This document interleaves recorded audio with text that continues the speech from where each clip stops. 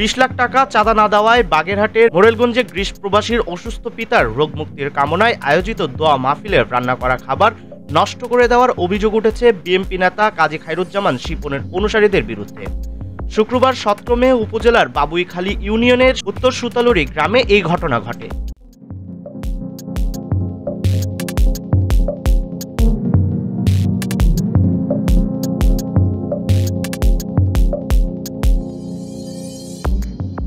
ভুক্তভোগী প্রবাসী জাহিদ ইসলাম জানান, শতবর্ষী পিতামাতার সুস্থতা কামনায় নিজ গ্রামের বাড়িতে একটি দোয়া মাহফিলের আয়োজন করেছিলেন তিনি। তবে অনুষ্ঠান আয়োজনের খবর জানতে পেরে স্থানীয় বিএনপি নেতা শিপনের চাচাতো ভাই কাজী সাইফুজ্জামান রাসেল তার কাছে 20 লাখ টাকা চাঁদা দাবি করেন।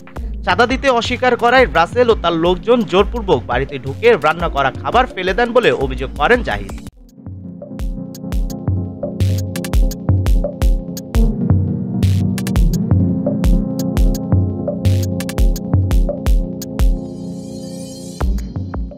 এ সময় রাসেলের সঙ্গে ছিলেন লোকমান হোসেন খান, মহিউদ্দিন জিলান, মাসুদ খান চুন্নু, নজরুল ইসলাম ব্যাপারী সহ আরো 10 থেকে 12 জন। ঘটনার পর স্থানীয় প্রশাসনকে জানালেও কোনো প্রতিকার পাননি বলে দাবি করেছেন প্রবাসী জাহিদ।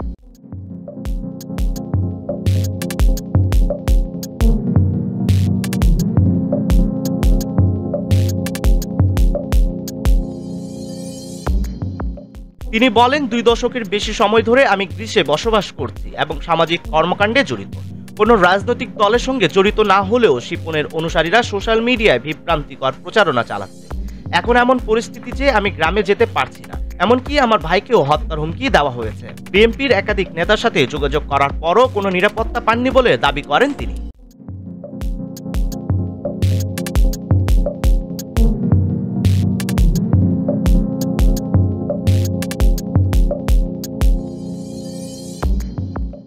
এ বিষয়ে মোরেলগঞ্জ বিএনপির প্রভাবশালী নেতা ও কেন্দ্রীয় তাঁতি দলের সিনিয়র যুগ্ম আহ্বায়ক ডক্টর কাজী মনিরুজ্জামান মনির বলেন, শিপনের বিরুদ্ধে ইতিমধ্যে কেন্দ্রীয় দফতরে অভিযোগ দেওয়া হয়েছে। তার অনুসারীরা বিভিন্ন মতাবলম্বীদের উপর চাপ সৃষ্টি করেছে।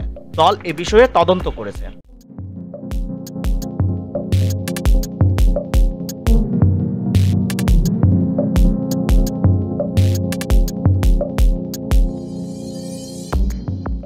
তবে অভিযুক্ত কাজী খায়রুজ্জামান শিপন তার সম্পৃক্ততার অভিযোগ অস্বীকার করে বলেন, এই ঘটনার সাথে আমার কোনো যোগ নেই।